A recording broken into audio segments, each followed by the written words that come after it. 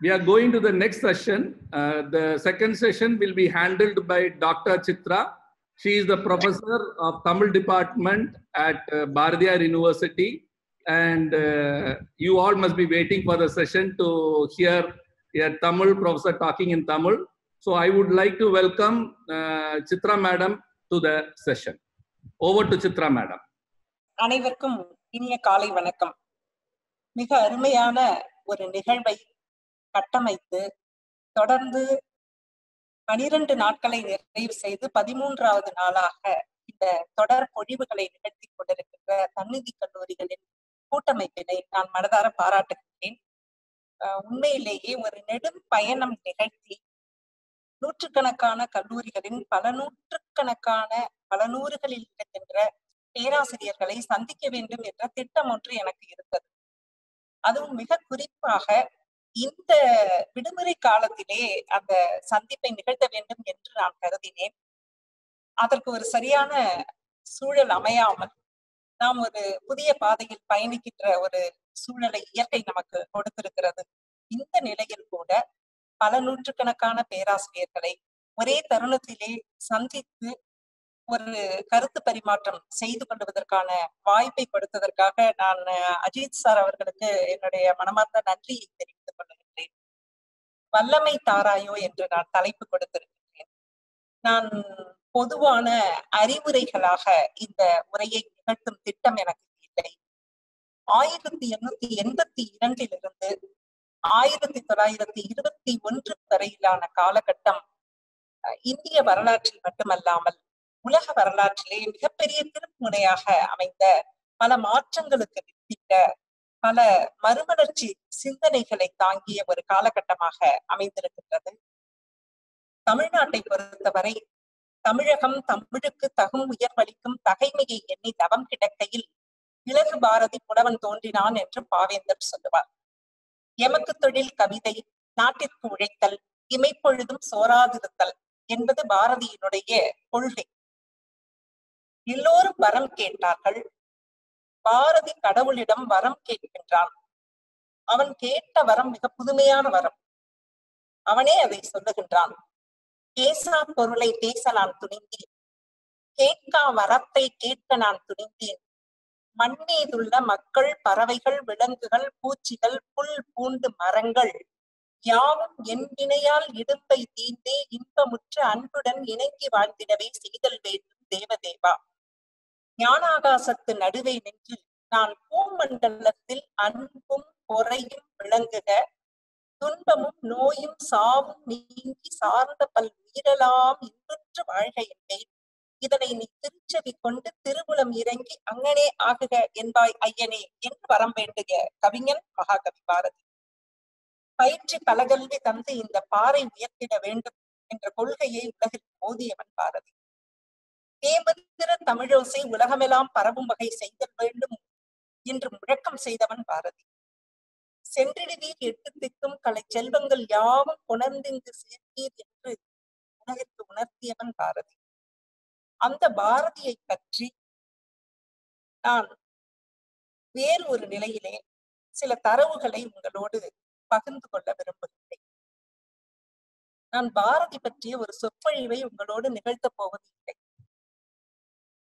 இங்கே இந்த கூட்டத்தில் பங்கேற்கின்ற பேராசிரியர் பெருமக்கள் நிச்சயமாக தொடர்ச்சியாக பல ஆய்வு திட்ட பணிகளை மேற்கொண்டு வருகின்றனர். அப்படியாக அண்மையில் நான் மேற்கொண்டு வருகின்ற ஒரு ஆய்வு திட்ட பணியை பற்றிய அதனுடைய சில புள்ளிகளை உங்களோடு பகிர்ந்து கொள்ள வேண்டும் என்பதுதான் இந்த தொடர்பில் என்னுடைய நோக்கமாக இருக்கின்றது. மகாகவி பாரதி 39 ஆண்டுகளுக்கு குறைவாக வாழ்ந்தவர். மிகச்சரியாக சொல்லுவதென்றால் 38.75 ஆண்டுகள், 14,155 நாட்கள் மட்டுமே வாழ்ந்த ஒரு கவிஞர். பாரதியினுடைய பெயரில் இருக்கின்ற இந்த பல்கலைக்கழகம் பாரதிக்காக என்ன செய்வது என்ற கேள்வியை ஒவ்வொரு முறையும் தேசிய தர மதிப்பீட்டு குழுவினர் வருகையின் போது எழுப்பிக் கொண்டே இருக்கிறார்கள். பல படிநிலைகளில் பல பணிகளை செய்து கொண்டுதான் இருந்திருக்கிறோம். ஆனாலும் இப்போது புதிதாக ஒன்றை பாரதிக்காக ஒரு புதிய மணி மகுடத்தை சூட்ட வேண்டிய ஒரு காலம் கடிந்திருக்கிறது என்றுதான் சொல்ல வேண்டும். 1982ஆம் ஆண்டு 1982 மகாகவி பாரதியினுடைய பிறந்த நாள் நூற்றாண்டு விழா. அந்த பிறந்த நாள் நூற்றாண்டு விழாவின் போது உலகம் முழுக்க பல்வேறு பணிகளை பாரதியை கொண்டாடினார்கள். பாரதியின் கவிதைகள் வீதிகளெங்கும் ஒலித்தன. கல்லூரிகளும் கல்வி கூடங்களும் பல்வேறு நிலைகளில் பாரதிக்கான விழாக்களை எடுத்து கொண்டாடி கழித்தார்கள். அப்போது தமிழக அரசு 3 பல்கலைக்கழகங்களுக்கு 3 பணிகளை பாரதி தொடர்பாக செய்யுமாறு கூறியது. ஒன்று, தஞ்சை தமிழ் பல்கலைக்கழகத்திற்கு பணிக்கப்பட்ட பணி. மகாகவி பாரதியினுடைய கவிதை நூல்கள் பலவற்றை நாம் பார்த்திருக்கிறோம். ஆனால் கால அடிப்படையில் ஆய்வுக்கு உட்படுத்தப்பட்ட நிலையில் பாரதியினுடைய கவிதைகளை எல்லாம் தொகுத்து ஆய்வுக்கு உட்பட்ட கால அடிப்படையில் ஒரு நூலாக்கத்தை வெளியிட வேண்டும் என்று தமிழ் பல்கலைக்கழகத்துக்கு சொல்லப்பட்டது. தமிழ் பல்கலைக்கழகம் அதை மிகச்சிறந்த முறையிலே செய்தது. தஞ்சை தமிழ் பல்கலைக்கழகத்தால் வெளியிடப்பட்ட இந்த நூலைத்தான் மகாகவி பாரதி குறித்த ஆய்வுகளுக்காக பயன்படுத்தது. அடுத்த பணியாக அண்ணாமலை பல்கலைக்கழகத்திற்கு அரசு ஒரு பணியை விதித்தது. அண்ணாமலை பல்கலைக்கழக பொறுப்பு எந்த நாள் நூற்றாண்டு தயாரிக்க வேண்டும் என்பது. அந்த நினைவு மலரை மிகச்சிறந்த முறையில் அண்ணாமலை பல்கலைக்கழகம் தயாரித்து வெளியிட்டது. இந்த நூற்றாண்டு விழா மலர் இருக்கிறதே, இந்த நூற்றாண்டு விழா மலரினுடைய தனிச்சிறப்பு ஒன்று இருக்கிறது. உலகத்தில் இருக்கின்ற, அதாவது திராவிட மொழிகளை தவிர, இந்திய மொழிகளை தவிர உலகத்தில் இருக்கின்ற 35 மொழிகளில் பாரதியினுடைய இந்த நூற்றாண்டு விழா மலருக்கான வாழ்த்துரையை வழங்கி இருக்கிறார்கள். இந்த விழா மலரிலே தொகுத்து அண்ணாமலை பல்கலைக்கழகம் மிகச்சிறப்பாக அந்த பணியை செய்திருக்கின்றது. மூன்றாவதாக ஒரு பணியை தமிழக அரசு சென்னை பல்கலைக்கழகத்துக்கு வழங்கியது. அந்த பணி மகாகவி பாரதியினுடைய ஒட்டுமொத்தமான வாழ்க்கை வரலாற்றை ஒரு நூலாக்கம் செய்வது. வியப்பாக இருக்கும். ஒரு 38.75 ஆண்டு மட்டுமே வாழ்ந்த ஒரு கவிஞன், அந்த கவிஞனுடைய முழுமையான வாழ்க்கை வரலாறு இதுவரை ஒரு நூலாக வெளிவரவில்லை என்பது. சென்னை பல்கலைக்கழகம் அந்த முயற்சியை முழுமையாக செய்வதற்கான சூழல் இன்னும் வாய்க்கவில்லை என்று கருதுகிறேன். இந்த சூழலில் தான் என்னுடைய ஆய்வு திட்டத்திலே ஒரு புதிய தளத்தை நான் கட்டமைத்தேன் என்று சொல்ல வேண்டும். 2021ஆம் ஆண்டு மகாகவி பாரதியினுடைய நினைவு நூற்றாண்டு விழாவை மகாகவி பாரதியினுடைய நினைவு நூற்றாண்டு விழா வருகின்ற போது நாம் மிக முக்கியமான ஒரு பதிவை செய்தாக வேண்டும் என்று நான் நினைத்தேன். என்ன செய்யலாம் என்று கருதிய போது, பாரதிக்காக இதற்கு முன் தமிழகத்திலே 2 நினைவில்லங்கள் இருக்கின்றன. எட்டயபுரத்தில் ஒன்று இருக்கிறது, திருவல்லிக்கேணியில் ஒன்று இருக்கின்றது. அதை தவிர காந்தி கிராமிய பல்கலைக்கழகம், மனோன்மணி சுந்தரனார் பல்கலைக்கழகம் போன்றவை சிறு சிறு முயற்சிகளில் சில அருங்காட்சியகங்களை அமைத்திருக்கின்றன. புதுவையிலே பாரதிக்கு ஒரு நினைவில்லம் இருக்கின்றது. பாரதிக்கு உலக தரத்தில் ஒரு பெரிய ஆய்வு மையத்தை கட்டமைக்க வேண்டும் என்ற சிந்தனை எனக்குள் இருந்தது. அதன் வெளிப்பாடாக ஒரு ஆய்வு திட்ட முன்வரைவை உருவாக்கி பல்கலைக்கழகத்தில் துணைவேந்தனுடைய அனுமதியோடு அதை தமிழக அரசுக்கு வழங்கி அதன் ஒரு பகுதி இப்போது வெற்றி பெற்றிருக்கிறது என்ற மகிழ்ச்சியான செய்தியை உங்களோடு பதிவு செய்வதில் நான் மிகவும் மகிழ்கிறேன். பாரதியினுடைய மிக முக்கியமான பாடல்களில் ஒன்று காணி நிலம். நீங்கள் போது பார்க்கின்ற இதை பற்றி மட்டும்தான் நான் உங்களோடு இந்த உரையிலே பகிர்ந்து கொள்ள விரும்புகின்றேன். நீங்கள் இப்போது பார்க்கின்ற இது போன்ற ஒரு கட்டடத்திற்குள் நாம் எல்லோரும் ஒருமித்து அடுத்த ஆண்டில் ஒருங்கு கூட போகின்றோம் என்ற மகிழ்வான செய்தியை உங்களோடு நான் பகிர்ந்து கொள்கின்றேன். 60,000 சதுர அடியில் காணி நிலம் வேண்டும் என்பது பாரதியினுடைய கனவு. எனவே 60,000 சதுர அடியில் பாரதியார் பல்கலைக்கழகத்தில் உலகத்தரத்தில் மகாகவி பாரதியார் உயர் ஆய்வு மையம் எழும்ப போகிறது. இப்போது பணியை தொடங்கி 2021 செப்டம்பரில் நிறைவு செய்ய வேண்டும் என்று திட்டமிட்டிருக்கின்றோம். முதல் கட்டமாக தமிழக அரசு இந்த ஆய்வு திட்ட பணிக்காக 2.5 கோடி நிதியை ஒதுக்கீடு செய்திருக்கிறது என்பது கூடுதல் மகிழ்ச்சி. இந்த ஆய்வு மையத்திற்கு காணி நிலம் என்று பெயர் சூட்டியிருக்கின்றோம். இந்த காணி நிலத்திற்குள்ளே என்னென்ன பணிகள் எல்லாம் நடக்கும், ஆய்வாளர்களும் மாணவர்களும் உலக தழுவிய அறிஞர் பெருமக்களும் பொதுமக்களும் குழந்தைகளும் என்று எல்லோரும் வந்து பயன்பெறத்தக்க வகையில் இந்த காணி நில உருவாக்கத்தை திட்டமிட்டிருக்கின்றோம். இதிலே பாரதியாரினுடைய சிந்தனைகளை பற்றி அறிய செய்யக்கூடிய பட்டய படிப்பு, சான்றிதழ் படிப்பு, அதை தவிர பாரதி இசைப்பள்ளி, பாரதி நாட்டிய பள்ளி இவையெல்லாம் இயங்க இருக்கின்றன. மிகப்பெரிய பாரதி நூலகத்தை கட்டமைக்க போகின்றோம். அந்த நூலகத்திலே உலகத்திலே 183 நாடுகளில் தமிழ் மொழி புழக்கத்தில் இருக்கின்றது. உலகம் முழுக்க இருக்கின்ற எந்தெந்த மொழிகளில் எல்லாம் பாரதி பற்றிய சிந்தனைகள் இருக்கின்றனவோ அந்த எல்லா சிந்தனைகளையும் எல்லா நூலாக்கங்களையும் தொகுத்து இந்த நூலகத்திலே வைத்திட திட்டம் இருக்கின்றது. நூல்கள், இதழ்கள், கட்டுரைகள், ஆய்வு கோவைகள், நாளிதழ்களில் வந்த செய்திகள், குறுந்தகடுகள் என்று எல்லாவற்றையும் இந்த நூலகத்திலே திரட்டி ஆவணப்படுத்தும் திட்டம் இருக்கின்றது. அது மட்டுமல்லாமல் நான் கல்லூரி பேராசிரியர்களிடம் இதை பேசுவதில் ஒரு நோக்கம் இருக்கின்றது. கல்லூரிகளில் இதுவரை குறித்து மேற்கொள்ளப்பட்ட ஆய்வுகள், அந்த ஆய்வேடுகளை எல்லாம் தொகுத்து இந்த நூலகத்தில் வைக்கின்ற போது உலக தழுவிய நிலையில் அந்த ஆய்வேடுகள் பார்வைக்கப்படும். பலருடைய ஆய்வுக்கு இந்த ஆய்வேடுகள் துணை நிற்கும். நூல்கள் மட்டுமல்லாமல் ஆய்வியல் நிறைஞர் ஆய்வேடுகள், முனைவர் பட்ட ஆய்வேடுகள் அவற்றையெல்லாம் திரட்டி கொண்டிருக்கின்றேன். அவற்றையெல்லாம் இந்த நூலகத்திலே வைத்து அனைவருக்கும் பயன் தரும் வகையில் இந்த நூலகத்தை கட்டமைக்கின்ற திட்டம் இருக்கின்றது. அதே போல ஆய்வு பணிகளை பாரதியினுடைய மொழிபெயர்ப்பு, பல்வேறு மொழிகளில் பாரதியின் படைப்புகள் மொழிபெயர்க்கப்பட்டு கொண்டிருக்கின்றன. ஒரு குழுவை அமைத்து அந்த மொழிபெயர்ப்பு பணியை செய்கின்ற பணியை கூட நாங்கள் இப்போது தொடங்க இருக்கின்றோம். எனவே உலக மொழிகளில் இயன்ற வரை பாரதியின் படைப்புகளை மொழியாக்கம் செய்கின்ற ஒரு பணி நடக்கின்றது.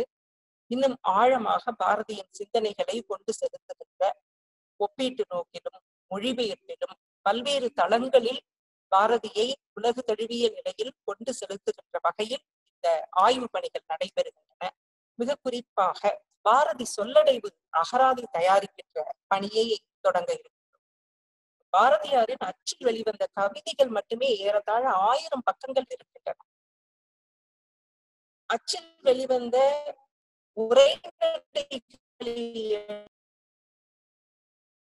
அனைத்து தரப்பு வாசகர்களும் வாசிப்பதற்கும் புரிந்து கொள்வதற்கும் ஏதுவாக ஒரு அகராதி இதுகாரும் இல்லை என்ற குறையை இந்த சொல்லடைவு அகராதி நீக்கும். அந்த அளவுக்கு அந்த அகராதியை திருவள்ளுவருக்கு பிறகு செய்யப்படும் மிகச்சிறந்த முழுமையான அகராதி என்ற பெருமை இந்த சொல்லடைவு அகராதிக்கு கிடைக்கும் என்ற நிலையில் இந்த அகராதியை திட்டமிட்டிருக்கிறோம்.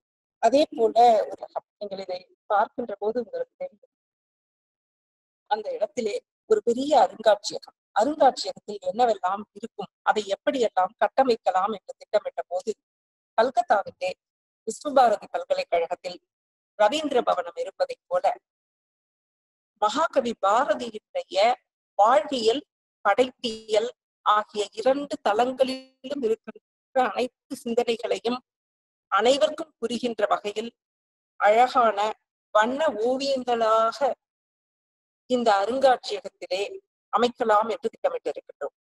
விவேகானந்தா கேந்திராவில் இருப்பதைப் போல, ராமாயண கலைக்கூடம் இருப்பதைப் போல மிகப்பெரிய அளவில் வண்ண ஓவியங்களாக பாரதியினுடைய வாழ்வியல், படைப்பியல், கண்ணன் பாட்டு, குயில் பாட்டு, பாஞ்சாலி சபதம் போன்றவற்றில் வருகின்ற மற்ற தேசிய பாடல்கள் என்பன போல மிக முக்கியமான பாரதியின் வாழ்வில் நடந்த நிகழ்வுகளை, அவருடைய படைப்புகளை பார்க்கின்ற போதே புரிந்து கொள்ளுகின்ற வகையில் அதற்கு உரிய கவிதை அடிகளோடு வண்ண ஓவியமாக வைக்கின்ற அருங்காட்சியகம் மிகப்பெரிய அளவில் கட்டமைக்கப்படுகின்றது. இந்த அருங்காட்சியகத்தினுடைய ஒரு பகுதியாக இதுவரை பாரதி வாழ்ந்த வீடுகளுடைய மாதிரி இல்லங்களை உருவாக்குகின்ற முயற்சியை மேற்கொள்ளுகின்றோம். இந்த மாதிரி இல்லங்களோடு கூட மிக முக்கியமாக பாரதியினுடைய கனவு மாளிகை ஒன்றை அவர் சொல்லுவார். நம்ம எல்லோருக்கும் தெரியும், கேள்விப்பட்டிருக்கிறீர்கள், காணி நிலம் வேண்டும் பராசக்தி. அது காணி நிலம் மாளிகை என்ற பெயரிலேயே அதை அமைப்பதற்கு திட்டமிட்டிருக்கிறோம். அங்கு தூணில் அழகியதாய், நன்மாடங்கள் துய்ய நிறத்தினதாய், அந்த காணி நிலத்தினிடையே ஒரு மாளிகை கட்டித்தர வேண்டும். அங்க கேணி எல்லாம் கட்ட போறோம். கேணி அருகினிலே தென்னை மரம் கீற்றும் இளநீரும் 10-12 தென்னை மரம் பக்கத்திலே வேணும். நல்ல முத்து சுடர் போலே நிலா ஒளி முன்பு வர வேணும். அங்கு கத்தும் குயிலோசை சற்றே வந்து காதில் பட வேணும். எங்கள் சித்தம் மகிழ்ந்திடவே நன்றாய் இளம் தென்றல் வர வேண்டும். இந்த இடத்துக்கு நாம எல்லோரும் ஒன்றாக வரப்போகின்றோம். அதற்கான நாள் விரைவில் கைகூடும்.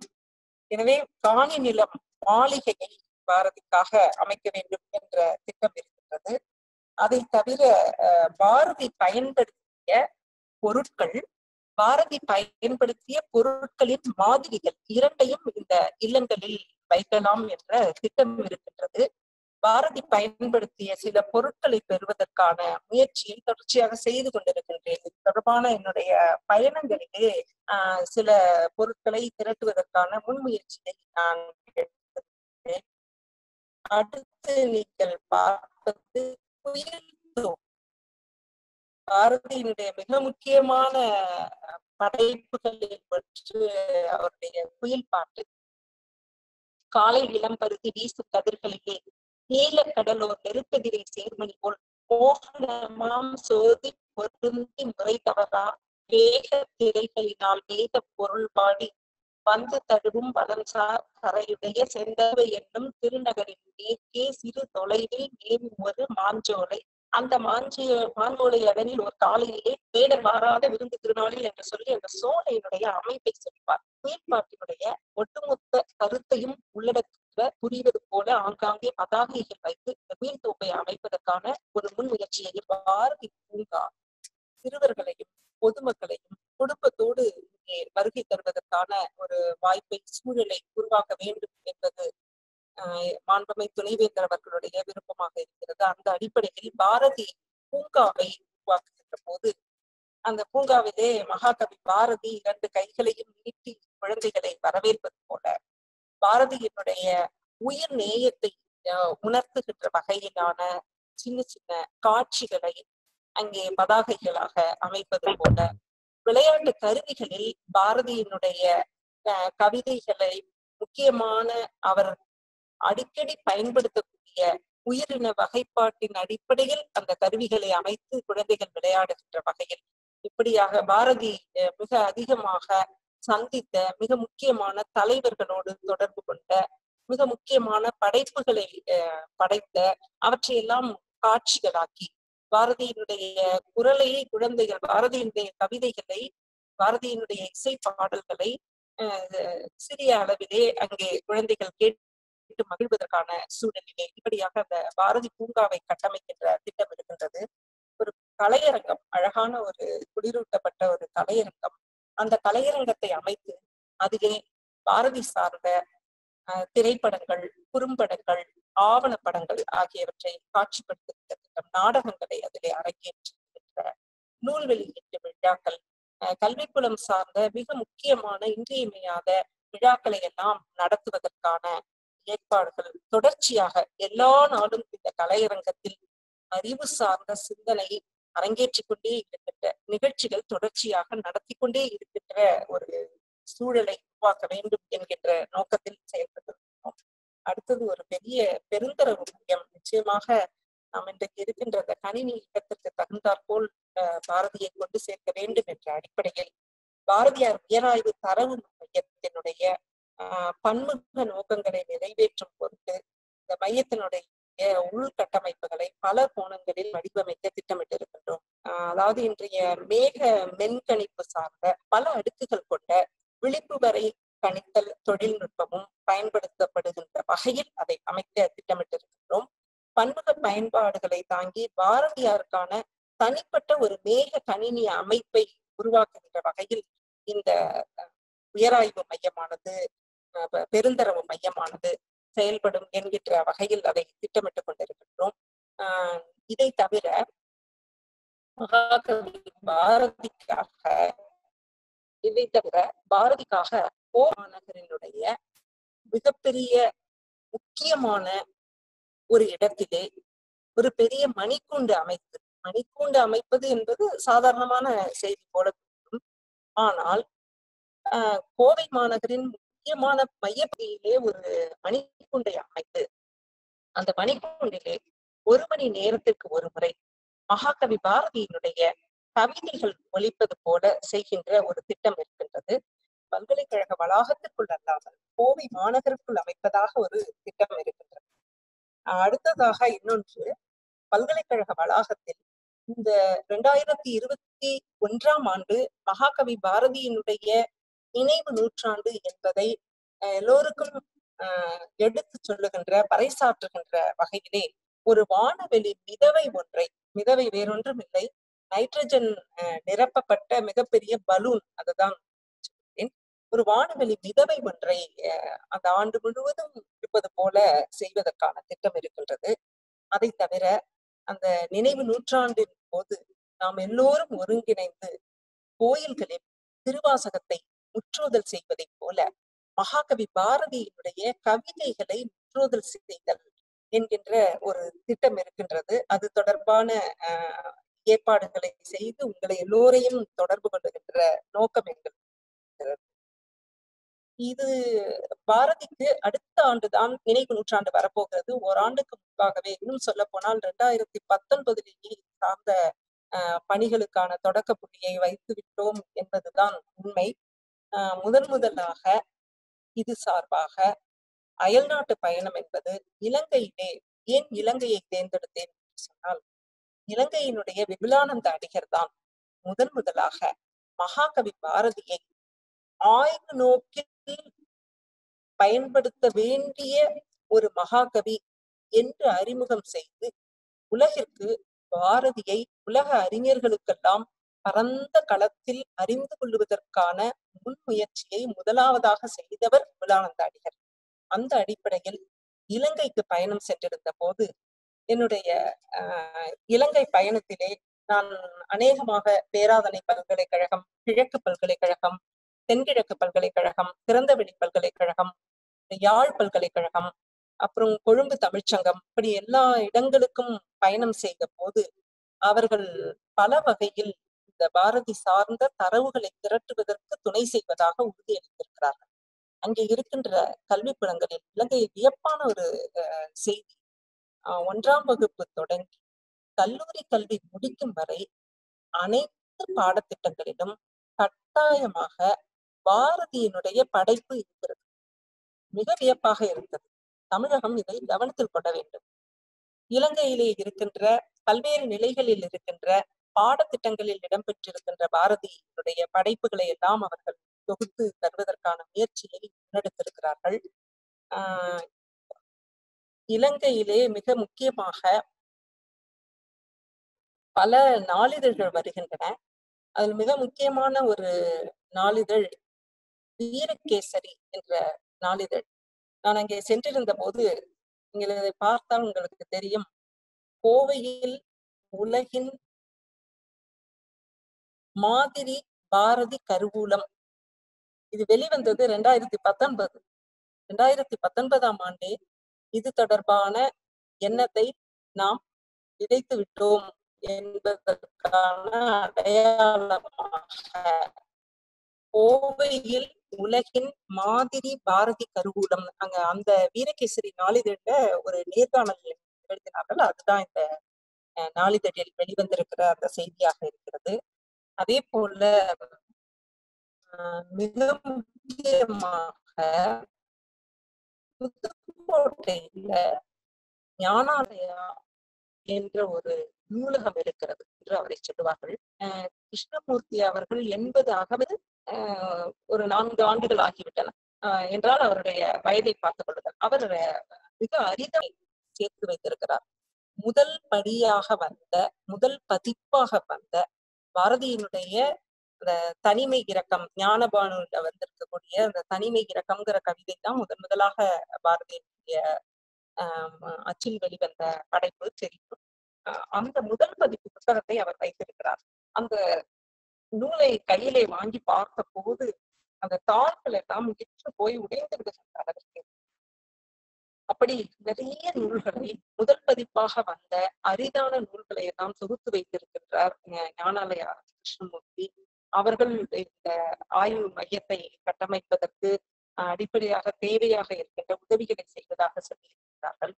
இன்னொரு மிக முக்கியமான நபர், புதுடெல்லிக்கு சென்றிருந்த போது ஒரு 83 வயது பெண்மணியை நான் சந்தித்தேன். அவர் குடியரசுத் தலைவர் விருதுகள் போன்ற உள்ளிட்ட பல விருதுகளை உலக அளவிலே வாங்கியவர். அவர் ஒரு நாட்டிய ஆசிரியை. அவருடைய பெயர் சரோஜா வைத்தியநாதன். ஒரு 83, 84 வயதாகின்ற அந்த பெண்மணி ஏறத்தாழ 68 ஆண்டுகளாக தொடர்ச்சியாக நாட்டிய நிகழ்ச்சிகளை நடத்தி கொண்டிருக்கிறார். 68 ஆண்டுகளாக நாட்டிய நிகழ்ச்சிகளை நடத்துவதில் பெரிய தனி செய்தி ஒன்றுமில்லை. அது மிக முக்கியமாக இதுவரை அவர் எந்த நாட்டிய நிகழ்ச்சி நடத்தினாலும் 68 ஆண்டுகளாக கட்டாயமாக பாரதியின் பாடல் ஒன்றுக்கு நாட்டியமாக இருக்கும். பாரதியினுடைய வாழ்க்கையினுடைய சின்ன ஒரு செய்தியை எடுத்துக்கொண்டு அதை ஒரு நாட்டியமாக என்பது போல பாரதியை பற்றி நிறைய நாட்டியங்கள் உருவாக்கி அது தொடர்பான ஏராளமான தரவுகளை அவர்கள் வழங்கி இருக்கிறார்கள். அது போன்ற அரிதான தகவல்களை எல்லாம் தொகுத்து வைக்கின்ற நோக்கம் இருக்கிறது. அதுபோல காசிக்கு சென்றிருந்தேன். பாரதி அவருடைய வாழ்க்கையில் 4.5 ஆண்டுகள் காசியில் இருந்திருக்கிறார். தாயை இழந்து தந்தையும் இறந்த பிறகு அத்தை குப்பம்மாளுடைய வீட்டில் காசியிலிருந்து அவர் படித்திருக்கிறார். அங்க ஜெய் நாராயணன் ஸ்கூல் என்ற இடத்தில் தான் இன்டர்மீடியட் என்று சொல்லக்கூடிய அந்த படிப்பை படித்தார். பாரதிக்கு 16 வயது. 16 இப்போது நான் ஒரு 4 மாதங்களுக்கு முன்பாக காசிக்கு சென்றிருந்தேன். பாரதி இருந்த அந்த வீடு, அத்தை வீடு இப்போதும் அப்படியே தான் இருக்கிறது. அனுமன்காட் என்ற இடத்திற்கு பக்கத்திலே இருக்கிறது. சிவமடம் என்று அதற்கு பெயர். இப்போ அங்க யார் இருக்கிறார்கள்னா, பாரதிக்கு ஒரு தம்பி, ஒரு தங்கை. தங்கையினுடைய மகன் கிருஷ்ணன் ஐயா அங்கே இருக்கிறார். கிருஷ்ணன் ஐயாவுக்கு இப்போது அகவை 94. அவர் ஒரு அரிதான ஒரு செய்தியை குறிப்பிட்டார். பாரதிக்கு 16 வயது ஆன போது, அவர் அங்கே படித்துக் கொண்டிருந்த போது மிகப்பெரிய ஆளுமையான மதன் மோகன் மாளவியா இன்னும் மிகப்பெரிய அறிஞர்கள் எல்லோரும் கூடி ஒரு கூட்டம் நடத்தினார்கள்.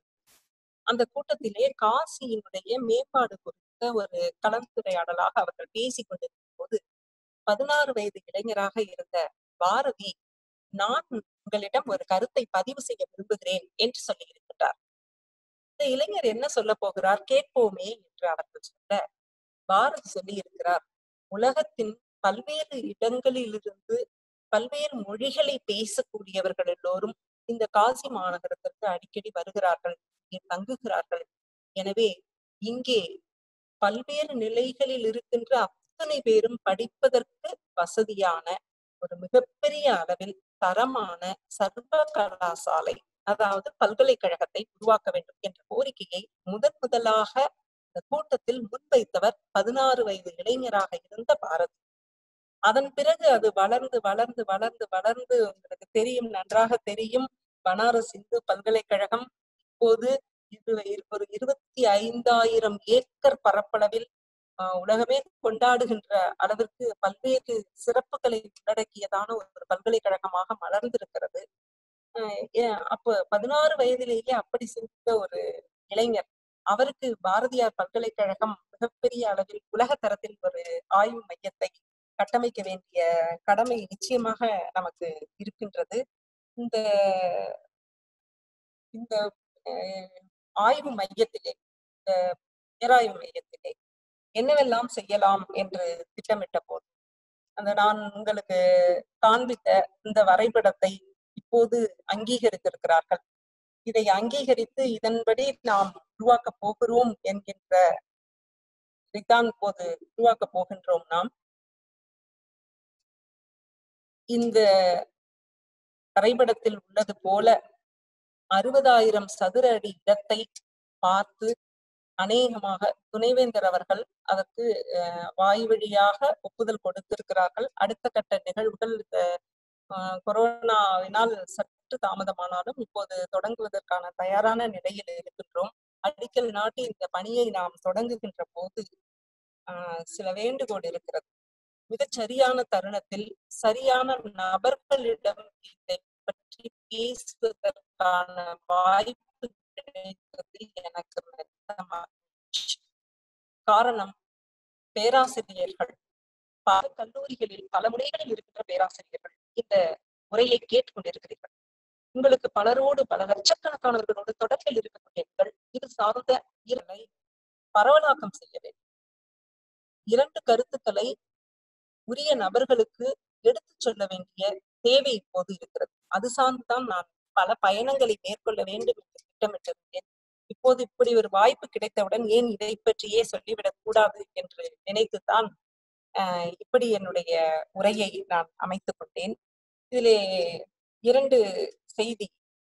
ஒட்டுமொத்தமாக நீங்கள் வரைபடத்தில் பார்க்கின்ற இந்த மகாகவி பாரதியார் உயராய்வு மையத்தை, காணி நிலம் என்ற பெயரில் இருக்கின்ற இந்த மையத்தை உருவாக்குவதற்கு நமக்கு 25 கோடி நிதி தேவைப்படுகிறது. தோராயமாக ஒரு நிதி மதிப்பீடு போடும் போது 25 கோடி தேவையாக திட்டமிட்டு இருக்கிறோம். இப்போது தமிழக அரசு 2.5 கோடி நிதி கொடுப்பதற்கு இசைவு தந்திருக்கிறது. பணியை தொடங்க இருக்கின்றோம். அடுத்த கட்டமாக இதிலே நாம் நகர்வதற்கு 2 தேவைகள் இருக்கின்றன. ஒன்று, அறிவார்ந்த நிலையில் இந்த ஆய்வு மையத்தில் கொண்டு சேர்க்க வேண்டிய, வைக்க வேண்டிய மிக முக்கியமான அரிதாக இருக்கின்ற தரவுகளை கொடுத்து உதவ வேண்டும். இந்த தரவுகளை கொடுத்து உதவுவதற்கு என்ன வழிமுறை இருக்கிறது? எல்லோரும் நேரில் வர முடியுமா, எல்லோரும் பார்க்க முடியுமா என்பது போன்ற சிக்கல் எல்லாம் ஒன்றும் இல்லாமல் மிக எளிதாக அந்த தரவுகளை கொடுப்பதற்காக ஒரு தனியாக இதற்காகவே ஒரு மின்னஞ்சல் முகவரி கொடுத்திருக்கிறோம். இந்த மின்னஞ்சலிலே அந்த தரவுகளை கொடுக்கலாம். காணி நிலம் barathi@gmail.com. இந்த தரவு தேவையா தேவையில்லையா என்பதை எல்லாம் யோசிக்க வேண்டாம். ஏதாவது ஒரு நாளிதழில் வந்த பழைய அரிதான படமாக இருக்கலாம், அல்லது கல்லூரிகளில், கல்விக்கூடங்களில், பொது மன்றங்களில், இலக்கிய மேடைகளில் நடத்தப்பட்ட நிகழ்வுகளுடைய கோப்பு நிழற்படங்கள் இருக்கலாம்.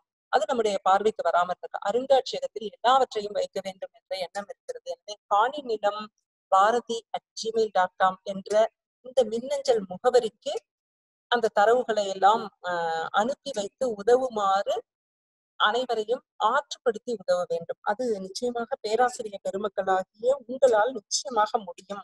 எனவே அந்த வகையில் இந்த உதவி ஒன்று தேவை.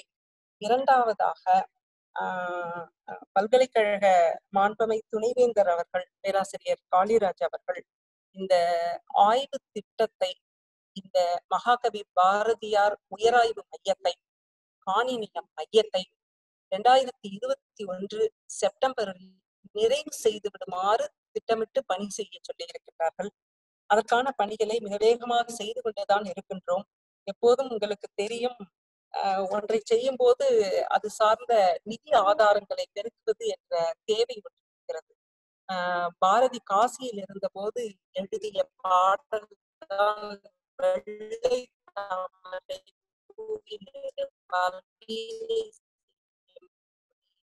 அந்த பாடல் தெரியும்.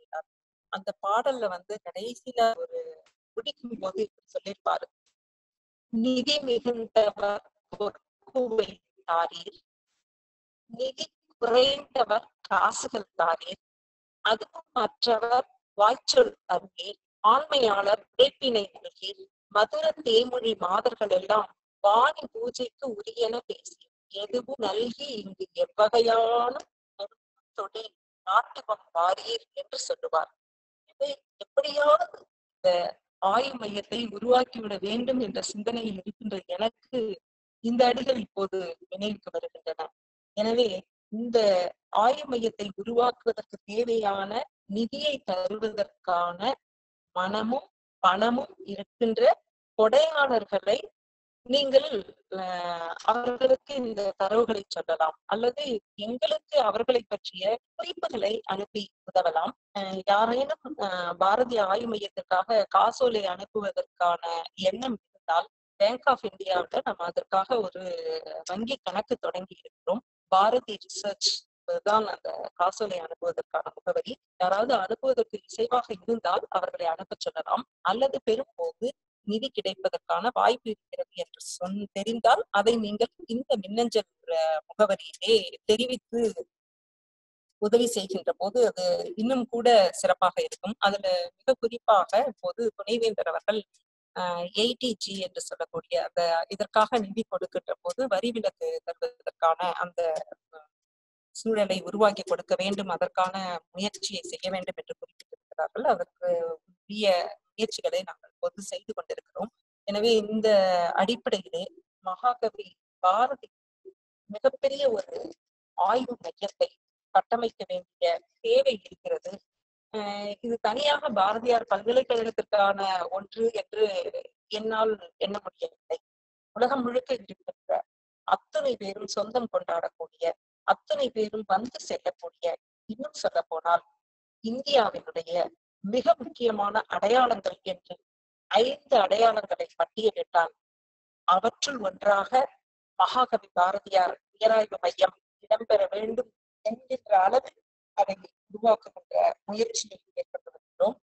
எனவே இதுதான் இப்போது நான் மேற்கொண்டு வருகின்ற ஒரு ஆய்வு திட்டப்படி. நீங்கள் நிறைய ஆய்வு திட்டங்களை எப்படி செய்வது, அதற்கு எப்படி நிதி பெறுவது என்பது பற்றி எல்லாம் நிறைய கேட்டுக்கொண்டே இருந்திருப்பீர்கள் தொடர்ச்சியாக இந்த நாட்களில். நான் என்னுடைய இப்போது மேற்கொண்டு வருகின்ற இந்த ஆய்வு திட்ட பணியை பற்றி, அது இப்போது எந்த நிலையில் இருக்கிறது, அதை எப்படி நிறைவு செய்வதில் உங்கள் ஒவ்வொருவருடைய பங்களிப்பும் என்னவாக இருந்தால் சிறப்பாக இருக்கும் என்பதை பற்றிய ஒரு சின்ன புள்ளிகளாக சில சிந்தனைகளை உங்களோடு பகிர்ந்து கொள்வதற்கான ஒரு அழகான வாய்ப்பாக இன்றைய இந்த நேரத்தை நான் கருதுகிறேன். மிக குறிப்பாக இது தொடர்பாக இன்னும் ஆழமாக பெரிய அளவிற்கு ஒவ்வொன்றையும் எப்படி செய்வது என்பது பற்றி செயல்படுத்தி என்பது பற்றி தொடர்ச்சியாக பல திட்டங்கள் செய்து பல கூட்டங்கள் நடத்தி என்பது போல இருக்கிறோம். அநேகமாக தொடர்ச்சியா நாளிதழ் வாசிக்கின்றவர்கள் பார்த்திருப்பீர்கள். நீங்கள் நிறைய நாளிதழ்களில் இது சார்ந்து நடத்தப்பட்ட கூட்டங்கள், அந்த கூட்டங்களில் நிறைவேற்றப்பட்ட தீர்மானங்கள், எடுக்கப்பட்ட முடிவுகள் என்பன பற்றியெல்லாம் நாளிதழ்களில் தொடர்ச்சியாக சில மாதங்களுக்கு முன்பாக வந்து கொண்டிருந்தன. அந்த வகையில் இந்த மகாகவி பாரதியார் உயராய்வு மையம் காணி நிலம், அதை பாரதியார் பல்கலைக்கழகத்தில் உருவாக்கி மிகச்சிறந்த முறையிலே அடுத்த ஆண்டு பாரதி கவிதைகள் முற்றோதல் நிகழ்வில் உங்கள் அனைவரையும் சந்திப்பதற்காக மிகுந்த ஆவலோடு காத்திருக்கிறேன். இந்த அழகான ஒரு வாய்ப்பை வழங்கியதற்காக மிகுந்த மகிழ்ச்சியோடு என்னுடைய நன்றியை தெரிவித்துக் கொள்கின்றேன். மகாகவி பாரதியார் உயராய்வு மையத்தில் அடிக்கடி நாம் அனைவரும் சந்திப்போம் என்ற நம்பிக்கையோடு உங்களுடைய அன்பான கருத்துக்களையும் வரவேற்கிறேன். நன்றி, வணக்கம். கொஸ்டின் ஆன்சர் கேட்டிருக்காங்க. வணக்கம் வணக்கம். அது ஏதாவது கேட்கணும்னா காணிநிலம் பாரதி@gmail.com அதுல அனுப்புனாங்கன்னா விரிவா அதுக்கான பதில் எல்லாம் சொல்லுங்க. வணக்கம் அம்மா. வணக்கம். பாரதியார் பல்கலைக்கழகத்தில் காணி நிலம் உருவாக்கம் பற்றிய முறையான அரசு அறிவிப்பை எப்போது எதிர்பார்க்கலாம்? இப்போ 2019-20 மானிய கோரிக்கை அறிவிப்புல அதை அறிவிச்சுட்டாங்க. தமிழக அரசு அறிவித்து விட்டார்கள். 2,50 கோடி நிதி ஒதுக்கீட்டில் பாரதியார் பல்கலைக்கழக வளாகத்தில் மகாகவி பாரதியார் உயராய்வு மையம் மற்றும் அருங்காட்சியகம் இந்த ஆண்டு கட்டமைக்கப்படும் என்று அறிவிப்பு வந்துவிட்டது. மானிய கோரிக்கையில அதை சொல்லிட்டாங்க, வந்துச்சு. அதனுடைய நகல் கூட எனக்கு இருக்கு, நான் வேணா உங்களுக்கு மின்னஞ்சல்ல. நன்றி அம்மா. பாரதியார் பல்கலைக்கழகத்தில் காணி நிலம் உருவாகும் சூழலில் உறுப்பு மற்றும் இணைப்பு கல்லூரிகளின் பங்களிப்பாக தாங்கள் எதிர்நோக்குவது என்ன? நிச்சயமாக தரவுகள் பெறுவதில் கல்லூரிகளுடைய பங்களிப்புங்கிறது மிகப்பெரிய அளவுல இருக்கும். உதாரணமா நீங்க ஒரு ஆண்டு விழா நடத்திருப்பீங்க, அதுல பாரதிக்கு முக்கியத்துவம் கொடுத்திருப்பீங்க. பாரதி பிறந்த நாள் நினைவு நாள் அப்ப நீங்க போட்டிகள் நடத்திருப்பீங்க. அது சார்ந்த எல்லா கோப்புல இருக்கக்கூடிய இதுவரை பாரதிக்கு ஒவ்வொரு கல்லூரியும் ஆற்றிய பங்களிப்பு என்ன ஒன்று. இரண்டாவது, கல்லூரியில் இருக்கின்ற பேராசிரியர்கள் வேறு நிகழ்ச்சிகளுக்கு விழாக்களுக்கு போயிருப்பீங்க. பாரதி தொடர்பான ஒரு கருத்தரங்குக்கு போயிருக்கலாம், ஒரு மாநாட்டிற்கு சென்றிருக்கலாம். பாரதியினுடைய படைப்புகளை தான் பண்ணணும்னு இல்ல, பாரதி சிந்தனைகளை எடுத்துக்கொண்டு செய்கின்றவர்களும். ஏன்னா அவர் எல்லாவற்றையும் ஒருங்கிணைக்க வேண்டும், எல்லா தொழிலும் முக்கியம் அப்படின்னு இருக்காரு. அதனால அது போல ஆய்வு தொடர்பாக நீங்கள் முன்னெடுத்த பணிகள், பாரதி தொடர்பாக நீங்கள் உரையாற்றியது, அழைப்பிதழ்கள் இருந்தா அதை கொடுக்கலாம், அப்புறம் ஆய்வேடுகள் இருந்தா அதை கொடுத்து உதவலாம், வாய்ப்பு இருந்தா நிதி கொடுத்து உதவலாம். நன்றி மேடம். உங்களுடைய ரொம்ப நல்ல ஒரு topic. Thank you madam, thank you. We are going to the next session to be taken over by Dr. Nazima. She is the principal of Michael Job College, Coimbatore. She would be talking on the subject Science in Leadership. I would request Dr. Nazima, principal, Michael Job College, to take over the session. A very good afternoon to one and all present here. So I, Dr. Nazima, principal, Michael Job College of Arts and Science, also known as MJC, would like to thank the management of Michael Job institutions for their kind support and guidance rendered. I thank and appreciate the Management Association, the President, Secretary, and all the office bearers of ASF, ASM, and also the office bearers of PwC for recognizing the need of the hour and rendering an opportunity to every principal to share their views. My topic for today's session is going to be Science of Leadership, or you can also say it as Science in Leadership.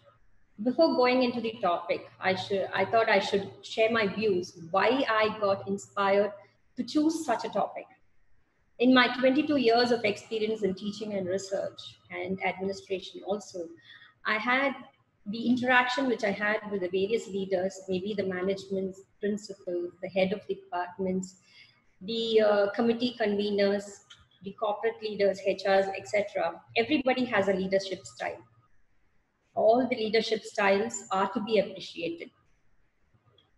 So, but even present management, if you see the MJC institutions, Dr. Mary Job or Mr. Koshi, Mrs. Koshi, they had already brought in long years back they were talking about digitalization, and they had already brought into the institution. And that is why today the students were not affected, even though there was a transition in COVID-19. So all the managements, most of the managements have a foresight and vision, and that is their leadership style. Like this, all of you would have seen a lot of leaders who would have inspired you. Might be some of the leaders would have demotivated you also. I'm really sure about it. Let me share a screen. Before that, let me also tell some of the questions which a leader asks. Usually a leader, even my friends as leaders, they've asked me all these questions, and even I do have these questions. Why are my people not listening to me? Why aren't they motivated? Why don't they accept the change which is happening?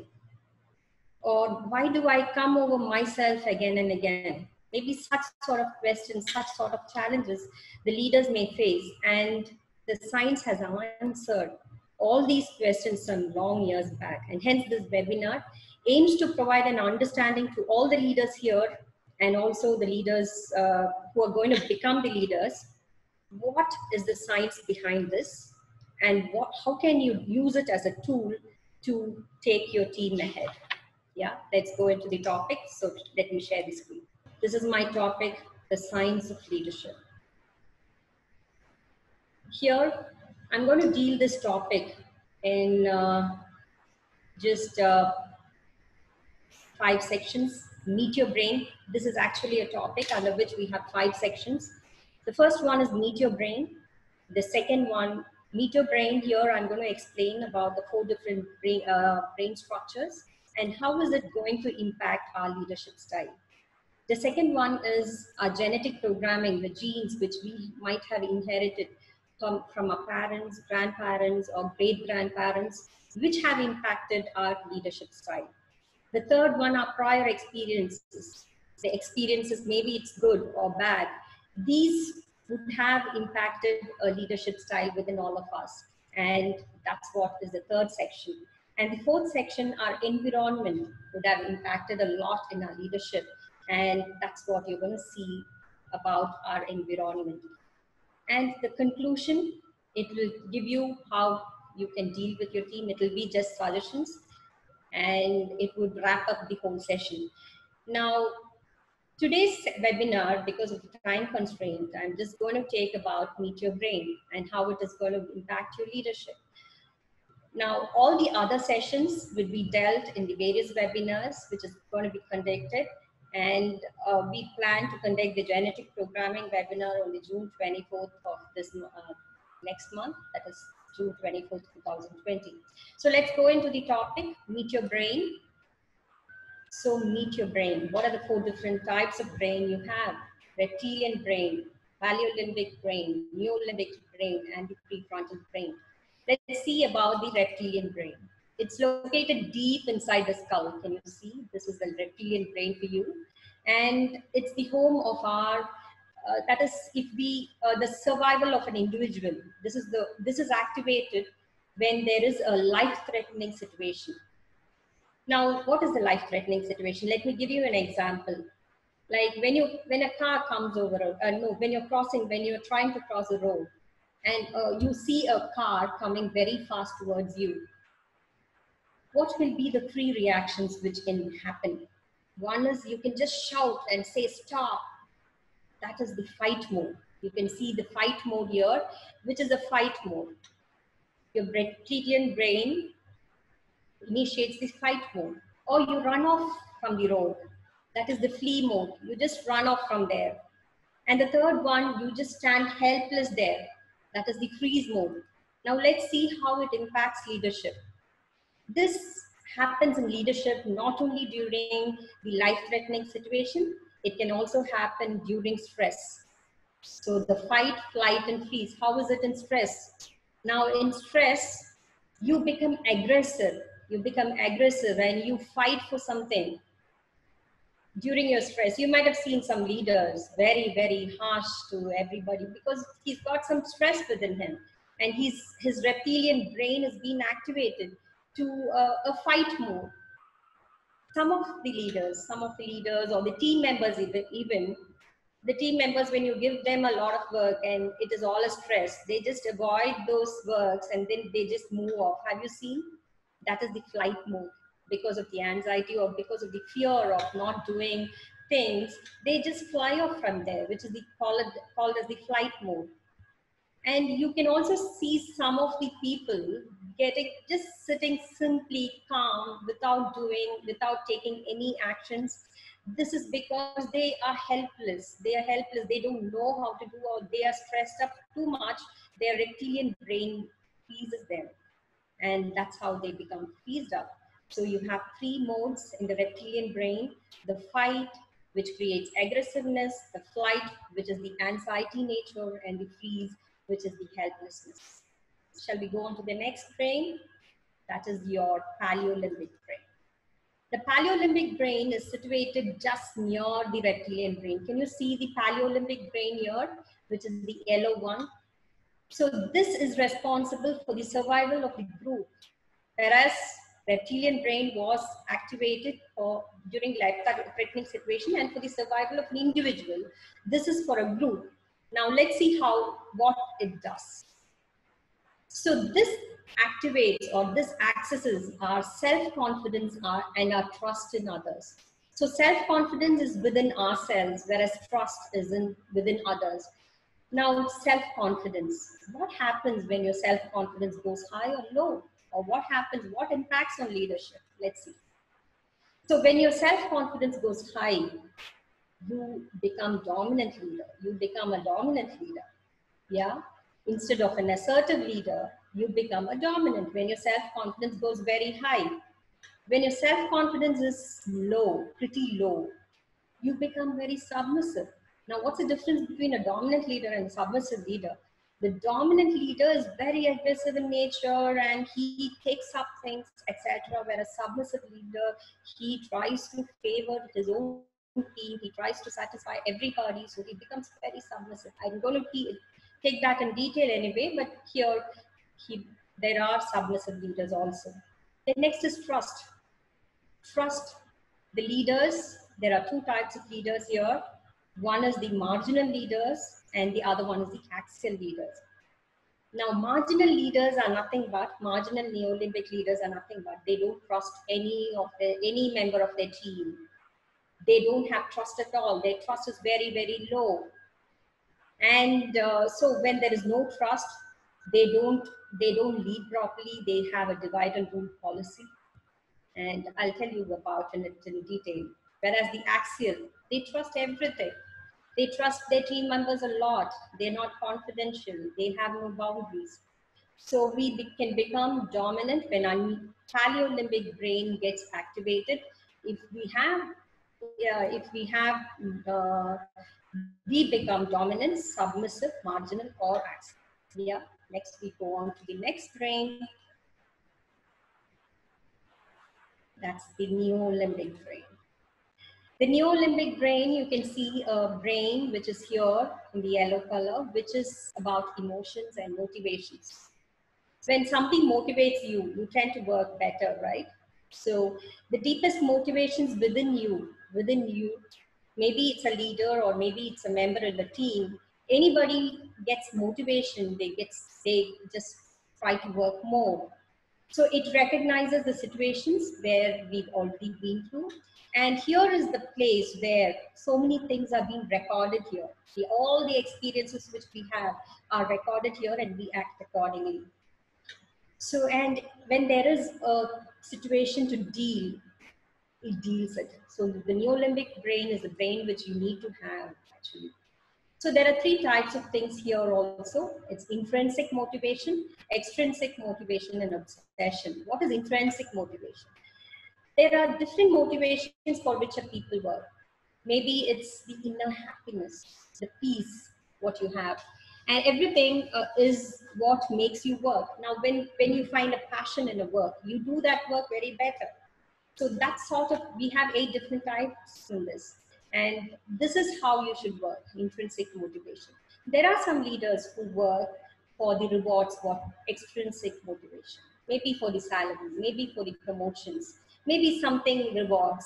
So those type of motivations are said to be extrinsic motivation, which can also happen in a leader. The third one is the obsession.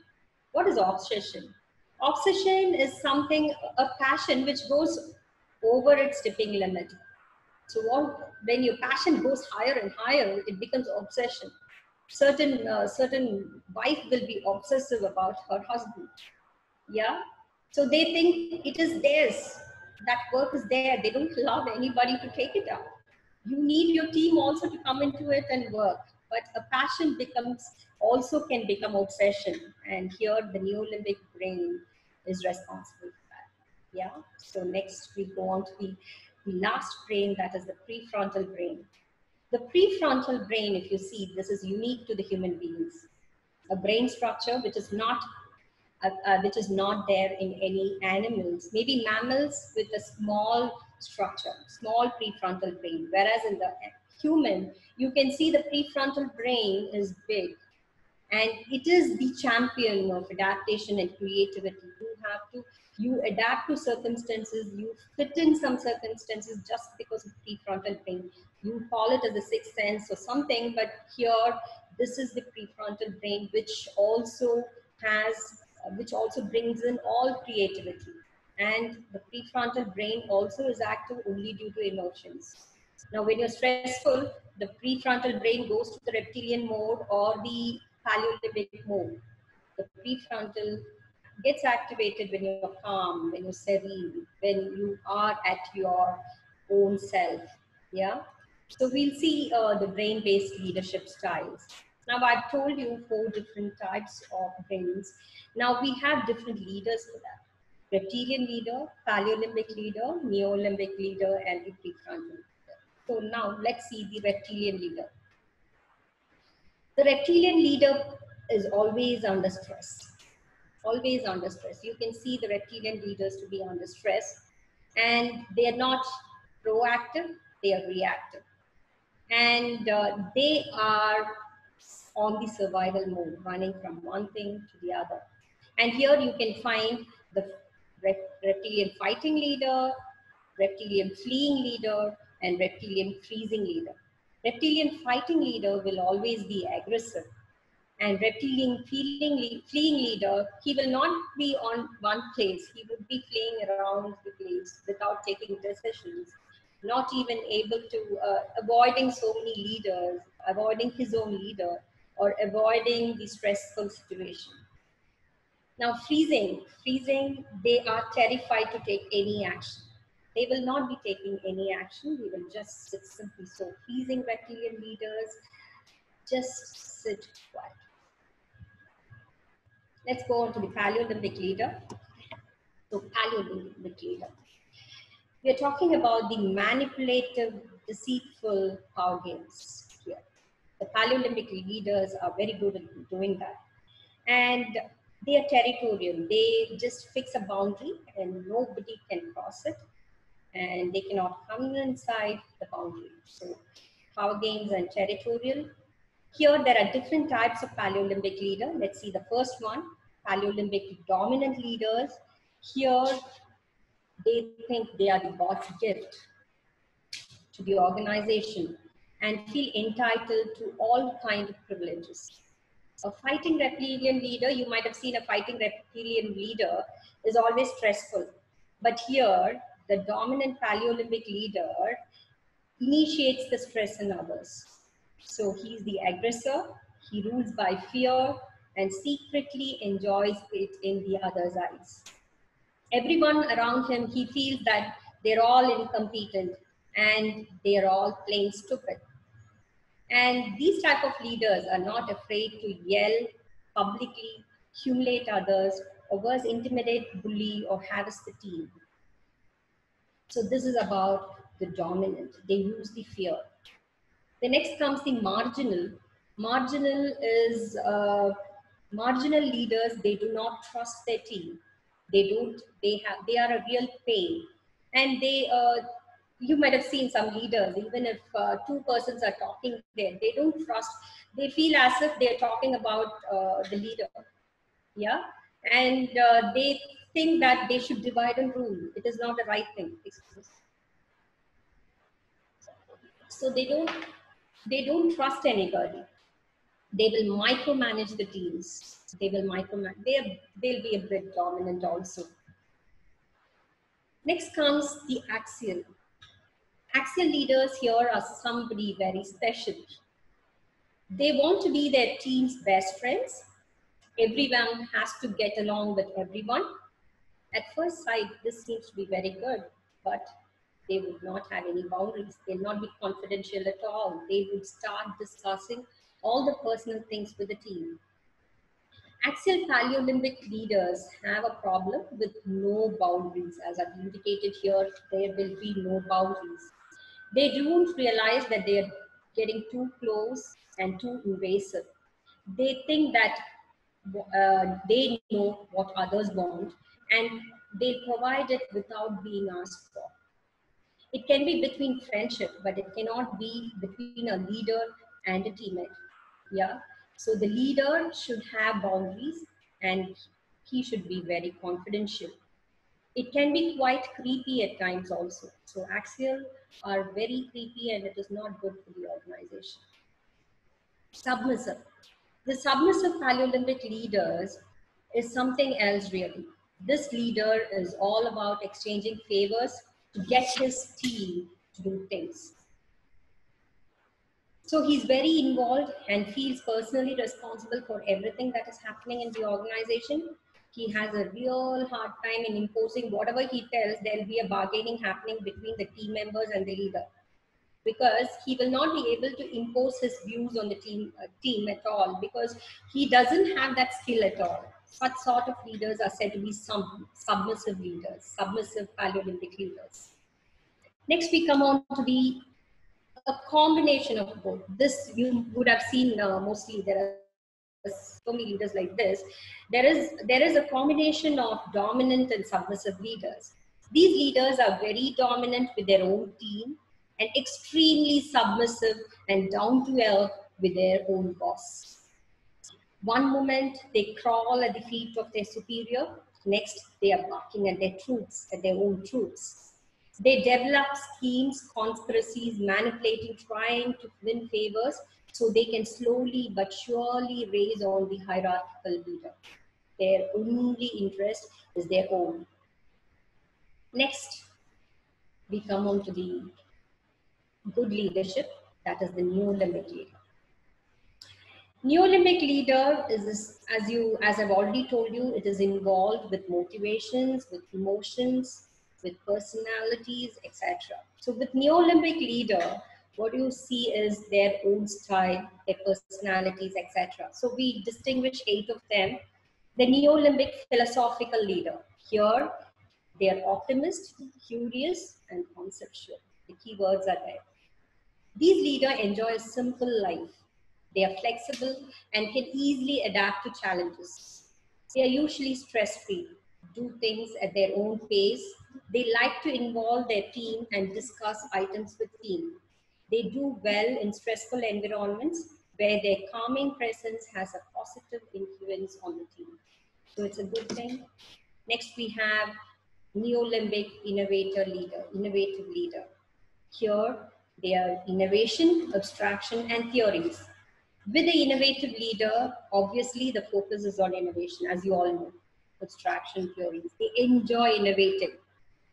They develop new models. They are always a step ahead.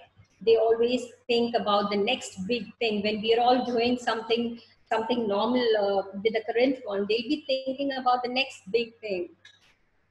They are not only active in the realm of models and theory with their teams. They are very respectful leaders. They take responsibility and empower the people around them as well.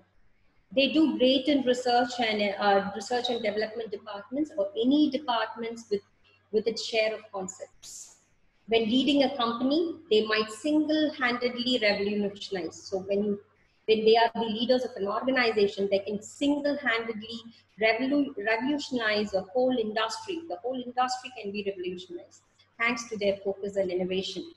But one pretty, this thing is their profit margins might not be the best. Their profit margins might not be the best. So please note it down. But in an R&D, they create a legacy. You can see that. Next comes the animator leader who prefers to change, and they have strong sensations. They are very creative and they have plenty of new ideas. The result of that is an ever-changing environment, a multitude of projects, often very diverse people around them, usually have a hard time keeping up the pace. They have a high energy, and they want the others also to come to that energy, but it will not be there. So that will be a small problem there, exhausting all the rest of them and the team. They are a real inspiration for the team, and their playfulness will bring a positive vibes to all projects. The next one is the strategic administrator, the Neolympic administrative leader. Here, playtime is all over to Neelan. Administrative theater is about administration and safety. They are experts on financial controlling, planning, Excel sheets, reporting, and so on. These leaders are at the best in their number environment. They get a thrill out of procedures, put them in finance, insurance, or accounting environment. They're very good at it. Financing, accounting, or some insurance, yeah, they will love to do it. They're also great when it comes to safety and prevention. They are the people who can frame rules, policies, etc. So Neolymbic administrative leaders are also concerned about safety and preventions. Next comes a Neolymbic strategic leader. Now forget about the numbers. They'll not be very good at numbers. But they're very good at people management. They're both loyal to the organization and their team. They will listen to their team. They are looking for harmony, balance, which means they will mediate and actively solve the problems if they arise. Great at organizing and coordinating. They will entrust their team, delegate tasks and power. The people give training wherever necessary, and they will also take care that each and every person in the team is getting trained. They also give support so that new leaders are born. Next comes the Neolymbic competitive leader. So you can forget the harmony here. He's a fighter, okay? So if you didn't have to fight over something, that's basically isn't worth having. So this leader has a thought like that. So this leader will push their team into ropes, demand utmost and more, make them sweat, cry, and bleed. The victory has to be earned at the end. He is the hero that dominates everything. And of course, the leader himself is the ultimate example to be followed. He is not afraid of getting his hands dirty. It's do as I do. He has a policy, it's do as I do. He will be in the line of fire making, sure his leadership is never questioned because he's at the best. Next comes the Neolymbic participative leader. Welcome to the leadership. With a human face, the new Neolymbic participative leader is about sharing and caring. This leader will do whatever it takes for the team, support training and encouragement. He will be the one who is cheering the success of its team and a shoulder to cry on in hard times. That's what you need, right? The team needs. It's a leadership of kindness where everyone is important. They thrive in an environment on a human scale. Next, we come on to the Neolymbic supportive leader. The supportive leader is a portrait of selfless leader. Can you see selfless here? So selfless leader whose sole purpose is to serve others. His team is more important than himself. He's the ultimate, demanding for himself and tolerant towards others. He does not come in the spotlight. He does everything and he gives the credit to his team. Have you seen such leaders? Such inspiring leaders who are very supportive, who can be, they are selfless. Even there was a story about Abdul Kalam, wherein Abdul Kalam's boss, he gave his credit to Mr. Abdul Kalam. That's what Dr. Abdul Kalam. That's what we heard. That story is really, really very, very beautiful. That leader is a supportive, selfless leader. That sort of leader. Now, last. All of you know, I think, it's a prefrontal leader. The prefrontal leader is characterized by calm and serenity. He's curious by nature and will recognize the opportunity when they present themselves. He'll be able to adapt to new challenges and understand the difficulties during complex situations. He will favor reflection over rush decisions. Complexity also, he will be able to solve the problem. So he will be listening to his team, but always be able to follow his own personal opinion without yielding to peer pressure. Their team will see them as wise or even enlightened. It is an example to follow. It's important to understand. Now we've come to the like all types of leaders. Now, it's very, very important to understand one thing, that we are not active in one brain structure. We are not just the reptilian leader, or we are not just the paleolimbic leader. No. We are a combination of several personality types. Within the Neolimbic itself, we are a combination of 2 or 4. Okay. Now, depending on the situation, we are a combination of 2 or 4. But depending on the situation, we may switch on to the Paleolimbic, or we may switch on to the reptilian or prefrontal mode. Now, but sooner or later, we'll switch back or start, which is again Neolimbic. Now, if the Neolimbic is dominant to you, it is very, very good. If the Neolimbic brain is dominant to you, you will just for a situation's sake, you might switch on to the reptilian and Paleolimbic, you come to the Neolimbic. Now, if your other brains like reptilian or Paleolimbic is going to be dominant, then the recipe is for a failure. You can expect people going out of your institution. There is an attrition happening, resigning happening. There is harassment, lawsuits, etc., which is under your leadership, so which will create some trouble in times. So when adaptation and change is needed, everything will be in a mess.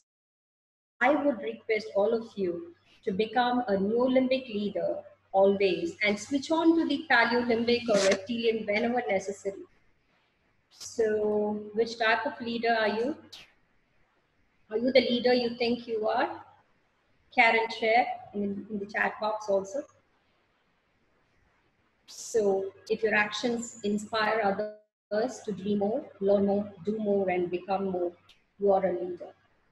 Please share your questions. Thank you. I hand over the mic to Mr. Rajan, Dr. Rajan. Thank you, Dr. Nasima. There are some questions which have been asked in your session. I just put forward the questions. Yes, The first question is Dr. Suganya, Associate Professor, CMS Institute of Management Studies. Wonderful session, ma'am. May I know your leadership style which you adopt in your institution? Yeah, I think I'm a combination. I cannot answer for this question because my team members has to answer that, because I would be positive about my own leadership. I think I'm a combination of all that. I'm still learning. I'm on my learning process. The next question is from Dr. Gunavadi, Head of the Department MCA, Sri Saraswati College, Tyagaraja College, Pollachi. Very nice session, ma'am. My question is, for handling Z generation people, which leadership suits autocratic or democratic? See, you cannot be a leader in the Z generation, as you said. You cannot be at the whole time autocratic or the whole time democratic also. You need to choose. You need to use your prefrontal brain, as I've already told you. The prefrontal brain has to work. What type of leadership would suit this situation? What would be the consequences? If you can think over, if you can calmly think over, your prefrontal brain gets activated, and you can see that you can adopt to democratic at times needed. You can adopt to autocratic or even dominance at times. That's how a leader should be. Yeah. The next question is from Dr. M. Gomadishwaran, CMS College, Coimbatore. Which leadership style is good one for the organization? I mean, for the colleges. Organization means the colleges, I think. Yeah, the colleges, that's, I think I've answered to you in the session, but anyway, I would repeat it again because I find it to be, I find to give a clarity with that. The thing is like, it is very good that your Neolimbic brain is active always. You have different type of leaders, right? You can be 2 or 3 in that, or 2 or 4 in that. And you have to come over. At times, you can select the Feedback. It is not that sometimes your reptilian brain gets activated during stress. It is better you just choose something in that. Now, for a college, you have to be at times an innovator, at times an administrator. Yeah, at times you need to be a supportive leader.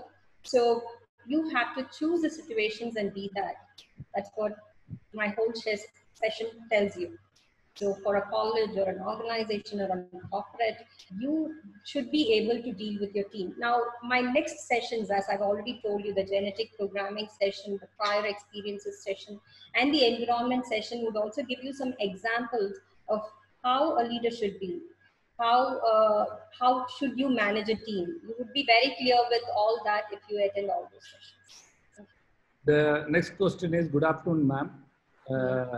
In Olympic, leader is inherent by genetic or we can develop by experience which we occur from your life? Yeah, that's what is my next session anyway, but let me give you a hint on that. Yes, your genes play a very important role. It has an influence on your leadership, but on practice, on experience, you can gain that. Which leader is best? Why? Why? By which leader is the best? Why? An inspiring leader is the best, but why in the sense, if you like to work under a leader, just see what are the good qualities in them. If you're working under a bad leader, just look into what are the bad qualities in them, which you should not do. Just adopt to the situations and take care that the leader cannot be explained like this is the leader, or these are the characteristics of a leader. I think if you can inspire your team, if you can inspire your team with a lot of innovativeness, with a lot of creativity, bringing in change, making your team adapt to the change, making things very easy for them, giving a schematic representation. Even I should tell you an example, even when you're conducting some meetings, we would ask everybody in a team, are you all clear? That should not be the question actually. Am I clear with whatever I've said? That should not be the question. You should be like, in which area do you need clarity? Or that should be the question wherein your teammate can come forward and tell you. So each and everything has to be learned on experience.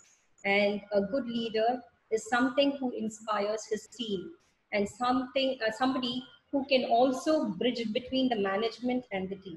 If it is a principal, or if it is a committee convener, the boss and the team. If both are in balance, then you are a good leader. The next question is from Dr. Muthusamy, Principal AVP College. Hello, In sir. general, for a good leader, experience is essential or educational knowledge is essential? A combination of both. Yes. Yeah.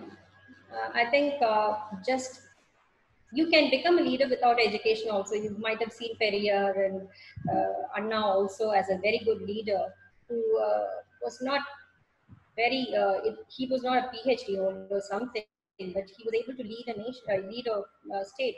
So, so leaders, but if education is also there at this Z generation, as one of the madam was pointed, for this generation, I feel that education can give some sort of equality in people. And the leadership, the experience also can play a very great part in it. Yeah. Thank you for your wonderful session, Dr. Nazima, on Thank you, science sir. and leadership. Thank you very much. Thank you, sir. Participants, tomorrow we have got 3 more sessions. The first session will be on lifestyle and health by Dr. K. Murugavel, Professor and Head, Department of Physical Education, Bharathiar University. The second session will be by Dr. J. Angirkani. She is the Associate Professor and Head, Department of Microbial Technology, Biotechnology. She is talking on the topic edifice of project proposals. We are giving a lot of importance for research and projects. As you all know that in the days to come, all the higher educational institutions, they have to focus on research and innovation. The third topic is given by Dr. S. Premalata, Principal Sri Ramu College of Arts and Science, Pollachi. She will be talking on cognitive engagement of students. So we hope to see you all back tomorrow, and I hope that you all had a wonderful session. As usual, we will be uploading all the sessions in the YouTube. So whenever you want to know more about this, please go to the YouTube. Just give a search ASF, ASM. You will get all the videos in the YouTube. Thank you, everyone. Have a good day. Thank you.